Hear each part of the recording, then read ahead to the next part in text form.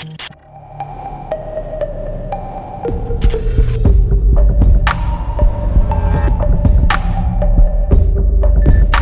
I'm Aleya from ToleratedCinematics.com. Today I will be showing you how to create this awesome intro.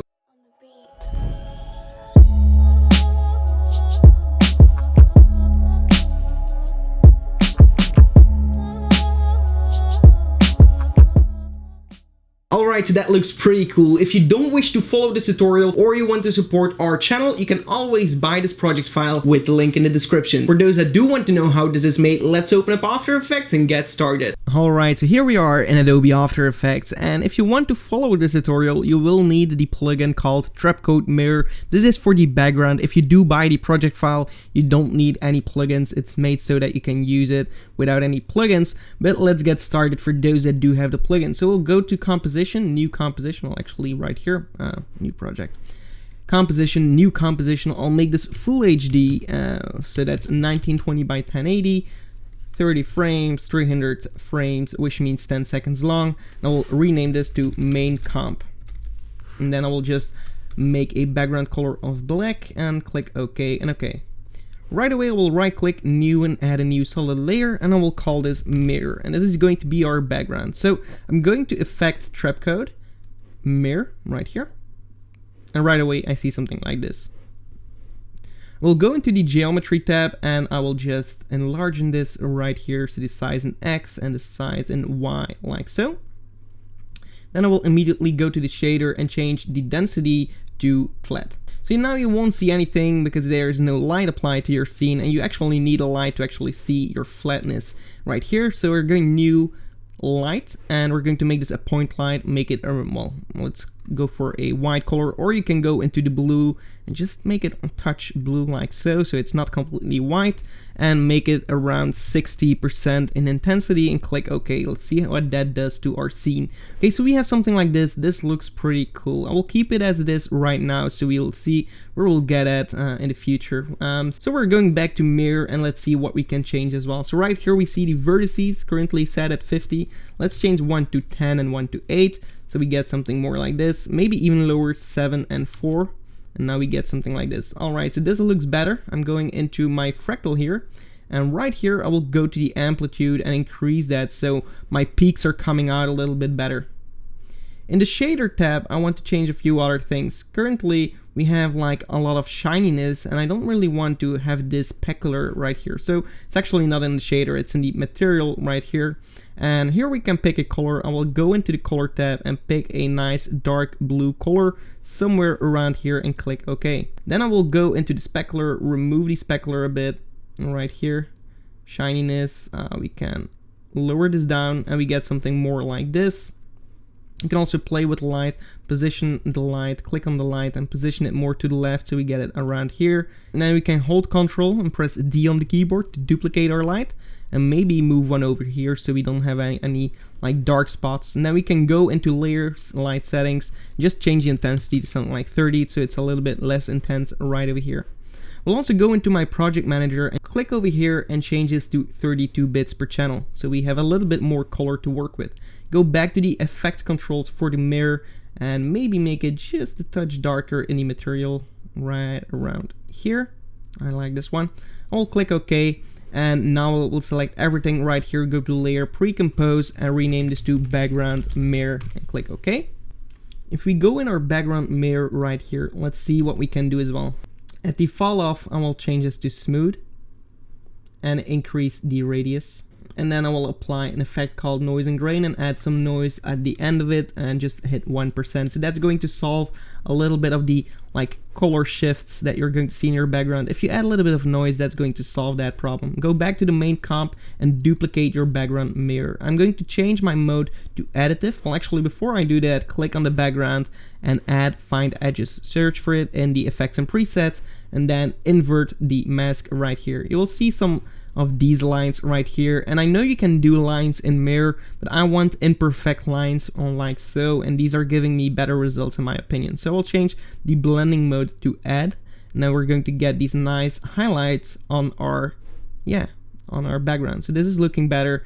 I kind of like this result. So what we can do as well is go to Effect, Blur, and add a bit of Gaussian blur, and increase it to something like 3% or maybe even 5%, and then go back, Effects, Color Correction, Curves, and now we can increase our curves, and that's going to make our whites become brighter. And of course you can add some contrast so you're sure that it's not passing anything else.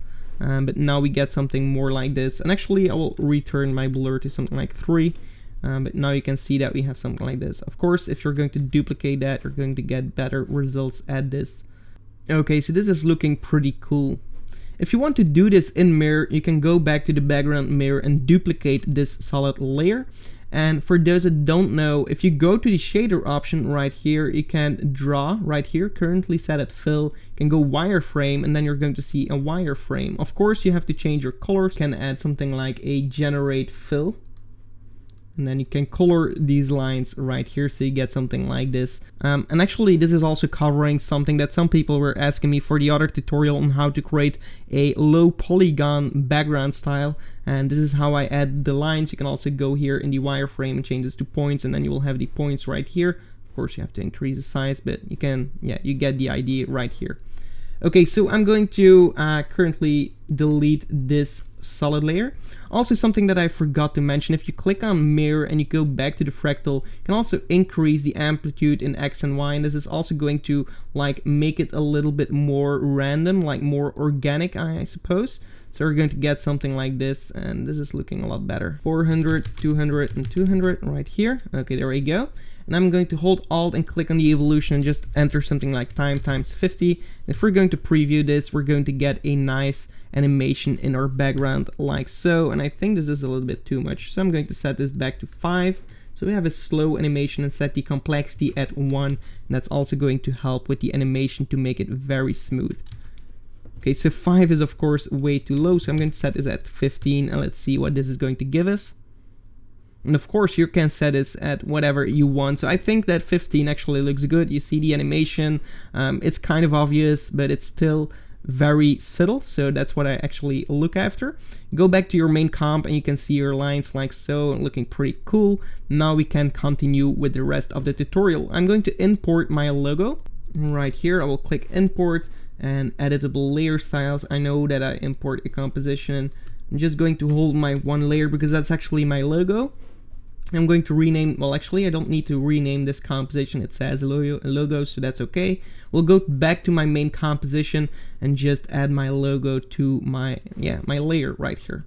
I can duplicate it immediately and just uncheck one of these, and I can combine this with the parent tool to one of this. So if I move this around, the other one is also going to be in the same exact spot, so that's why I'm doing this. Of course I'm going to center it for now, and I will make it smaller like so, so it's nicely in composite. 70, okay, something like this. Click on the logo, go to Effects, Generate Gradient Ramp right here, and we'll set this at a nice light gray color and this at a dark gray color, so we get something like so. And then we'll go to Effects, Perspective, and I will add Bevel Alpha right here. We get this nice 3D look. I will set this at 2 and this one at maybe a little bit lower, and just change the color to something warmer like so, or actually maybe go for blue tones and maybe increase the thickness a little bit more to something like 4 more like so, and maybe increase the intensity a little bit more so we can see the result itself. This is looking better. Of course you can manipulate the light angle as well, but I think this looks fine. Looking cool. I will also go back to my color right here and maybe add a little bit of color in the blue channel right here so we get a little bit more life to our scene. This might be a little bit too much, but let's see what we can do with it. I think the top blue is actually a little bit too cyan, so more towards these colors. Okay, so this is looking better. Now I will go and search for light sweep. So search light sweep, CC light sweep, and apply this to the logo. And now we get this nice like light going on here. We can change the color as well. Maybe make it a little bit more orange. Click OK and change the intensity right here. And the width. Can play around with these two. Maybe I will change this to more a blue color.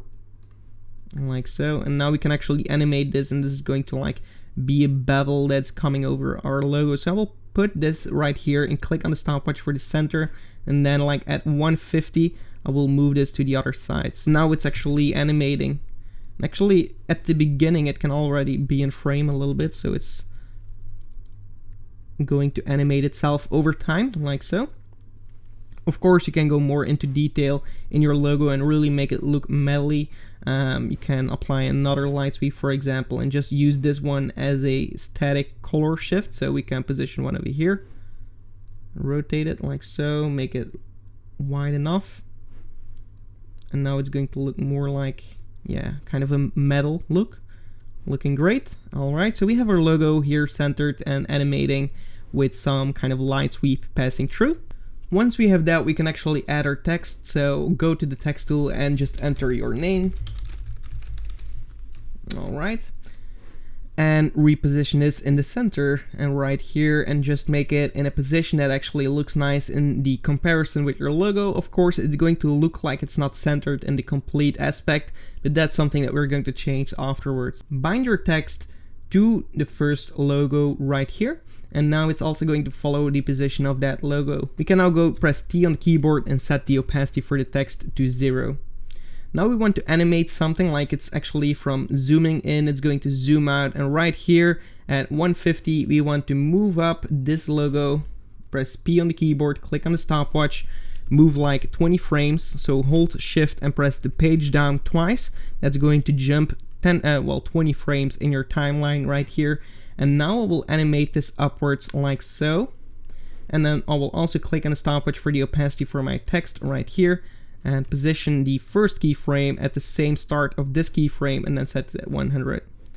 And now you can see visually where you have to put your logo and text, so it's actually centered in your composition, something like this. Now we have our logo, it's animating, and while it's animating up, our text appears like so. Of course, right here we want to shift our metallic look logo to a flat white logo. So what we will do is also press T on the keyboard for those two logo compositions. Press T, create a new keyframe. And right here I will reveal this one, but set the opacity also at 0.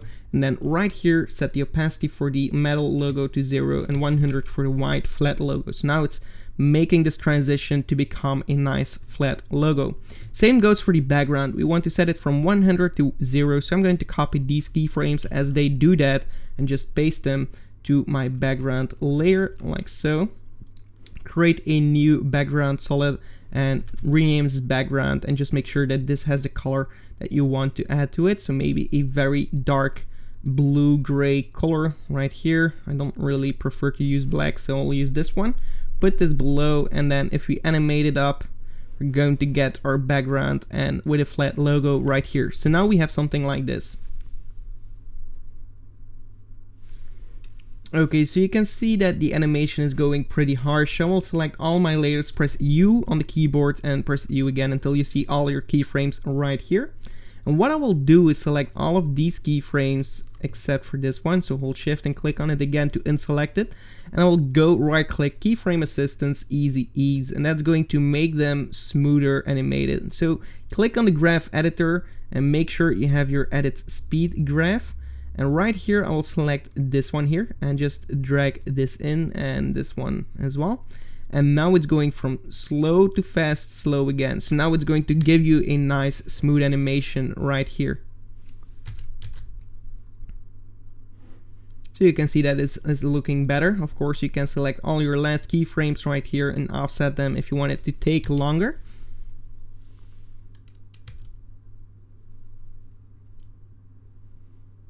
Okay, pretty cool. And now what I will do is actually add a new adjustment layer, and we're going to rename this to transform control and add the effect called transform. And we're going to apply this to our scene and go to this position right here where our logo actually goes up, so at the beginning of our animation, and click on the keyframe for scale. Go to the beginning of your timeline and zoom in like so. Right here, I will also click on my first logo. I think that's this one. Okay, so we're going to rename this to metal logo, and press T on the keyboard with your background selected as well. So I'm holding Control to select multiple layers. Press T on the keyboard. So we have our opacity keyframes, and go a few frames forward. So 25 is averagely a second. Click to create new keyframes, go to the beginning and set this at 0. So we have a nice fade in of our logo, and then it's zooming out, and right here it's moving up. Go back to the transform control and press U on the keyboard so we see our keyframes right here. Select both of these, right click keyframe assistance, easy ease, and again do the same thing with the graph editor. We can slow it down at the end right here.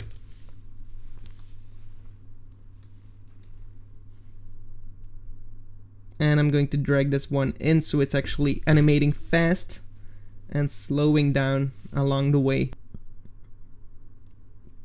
This looks fine. Maybe you can animate this keyframe a little bit sooner so it's actually animating faster. Right here you want to do the animation so we can drag over these keyframes right here, and then we have the animation of everything moving up. Of course, you have to make sure that all of your keyframes are repositioned. Okay, and this should work. So now it's zoom. Okay, there we go. Fading in and going to the top. Great, so now we have this as a transition. I will add another. I will actually first close everything down, create a new adjustment layer, color control. And right here, I will add a bit of color variation. So color correction, curves. We can add a little bit more contrast right here. Maybe add a bit of blues like so, and take away a bit of red so your blue becomes more cyan. Go back to the blue and just don't exaggerate things. Go back to RGB a little bit less, and now we get something like this that's going to affect our overall composition like so. I also want to create a new adjustment layer and rename this to glow, and I'm going to apply the perfect glow right here. You can download this at the freebies at our website. A link will also be in the description to our website. This is going to get you better results for glow like so. You can see that this is actually looking great. So right here, I'm going to have this glow. At the point that it's actually transitioning, I want it to actually shine and go out. So right here, we'll set a keyframe for the intensity. Press U on the keyboard, and right here, I want it to be 0. And right here, I just want it to be lower. So I'm going to hold Control and drag to the left until I have something that I kind of like. I'm also going to create a keyframe for the threshold. Press U on the keyboard and put that right here. And I'm going to increase the threshold as well. So now we have a nice glow inner metallic logo like so. It's shining, transitioning into our regular logo right here. Looking great. And then one thing that I will do that you might not be able to, but I will import one of my light leaks right here from the fashion series. You can also get some at the freebies page of our website, but if you want more variation, you can buy the entire pack with over 100 elements and then find something that you like, and that's going to help give some life to your scene. I think I'm going to use this one. Import this video and put it on top of everything. Change the blending mode to add, and now we're going to get this nice like intro animation. Our logo is right here. And actually I'm going to cut this up. So right here, I like the part from this part with, well, actually it's a little bit sooner. I think it's after this. Yeah, this one. I like this part. So I'm going to hold Shift, Control, and press D on the keyboard to split it. I'm going to move this one over and put this one at the beginning. So now it's starting like so. We have our logo, not too much. And then right here, we have it doing once more this animation. You can also click over here, press T on the keyboard, and like fade it out a little bit. Like so. And we are getting something like this. And now we have our final logo looking great. And then finally, you can add a new adjustment layer, rename this to vignette, and put it on top of everything. And just go to Effect, Color Correction, Curves, lower the curves like so. Go to your ellipse tool, double click on the ellipse tool and subtract the mask right here. Press F on the keyboard and feather your mask, and you're going to get a nice vignette like this. And this is going to allow you to focus to middle, so right here without and with. And I think this really adds up in your scene. You can also put this below your fashion, or actually I'm going to keep it on top so everything is actually popping it. And right here in the background as well, it's looking a lot better as well. Alright, so that's basically how to create that intro. If you have enjoyed this tutorial, give it a like and also subscribe to the channel for more. Thank you so much for watching and goodbye.